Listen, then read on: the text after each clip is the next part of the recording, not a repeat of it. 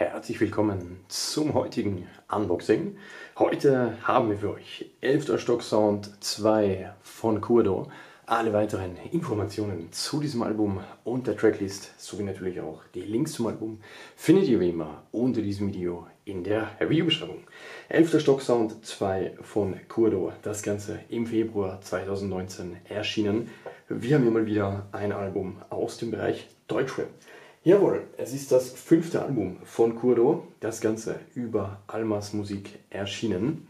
Wir haben hier ein super Jewel Case, auf dem Cover Curdo 11. Stock Sound, dahinter diese orangen oder darüber diese orangene römische 2, also die 2 Streifen. Dann haben wir ihn hier mit Rauch im Gesicht und unten Verbrauchhinweis auf Englisch. Seitlich beschriftet, orange auf schwarz. Und auf der Rückseite haben wir dann die Tracklist. 14 Songs an der Zahl.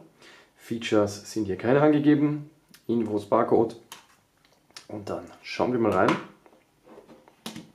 So, erstmal ins Booklet. So, da nochmal das Cover. Und dann haben wir hier ein Poster-Booklet zum Aufklappen. So, dann hier wie so ein Filmplakat. Das ist nochmal hier das Cover.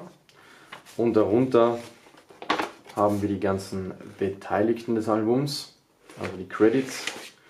Und auf der Rückseite ist das Ganze hier glatt schwarz. Und hier dann eben noch die 3 Elemente. Einmal mit dem Almas Logo und einmal hier nochmal das Cover. Gut, das war's zum Booklet. Wir kommen zur CD.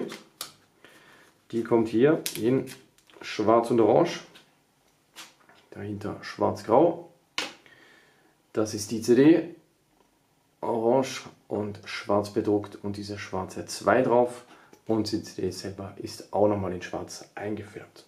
Jawohl, das war's soweit. Mich würde natürlich interessieren, was haltet ihr von dem Album? Schreibt es in die Kommentare. Und wenn ihr die Musik feiert, falls ihr Curdo und auch mich unterstützen möchtet, dann findet ihr die Links dazu unter diesem Video in der Videobeschreibung. Das war's für heute. Wir sehen uns beim nächsten Unboxing. Passt auf euch auf.